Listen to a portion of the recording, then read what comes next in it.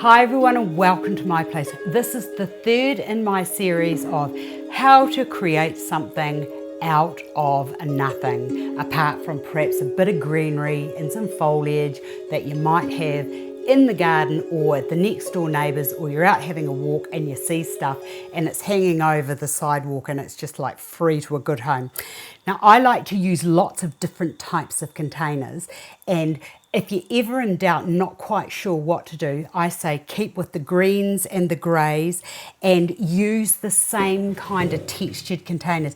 Now this is what I do for my Thanksgiving every year, and I just change it up, but I've got this really lovely low galvanized tin, like a little baby's bath, which is fantastic, and I've just got a gathering of small, medium and large little tins. In fact, into this I can get 5 of these, or I can get a combination of whatever I like. So into here it's just a matter of placing these inside the cavity of your tin, which actually, your base tin, which actually gives you the illusion of, cool, you're getting something pretty big here without actually having to apply much effort. Now that I'm not going to put any water into at this stage because it's getting to be a bit weighty. So I'll put the water into the main ones and then I'll come back to it. When I place it, I'll put the rest into it. Now I've been outside and I've picked some beautiful bay. Oh, I love the smell of bay. And the great thing is that this is great for to give as a gift too.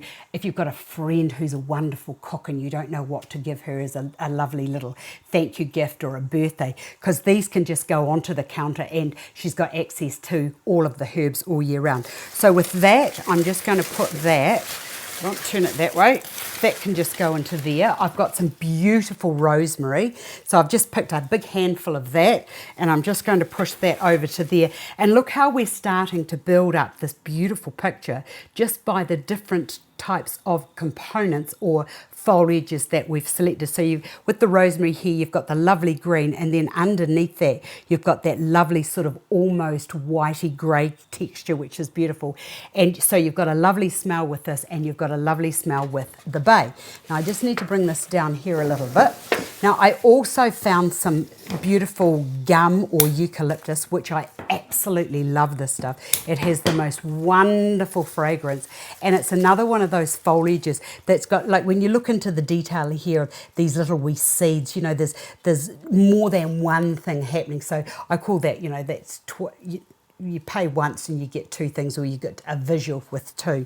That can just go into there like that. So I need water in that to hold it in place. So see how we're sort of just starting to build up this really beautiful picture with just your combinations of forms.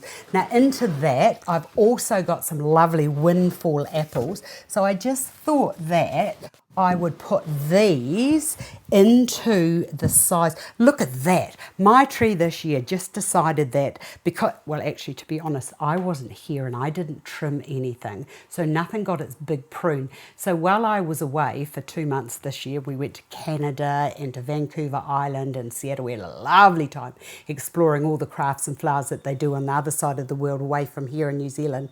And I was just absolutely amazed with what happens when you walk away from the garden and leave it and see what it does. And then on your return, you'd be, very surprised at what's gone on. Now I need to just anchor that.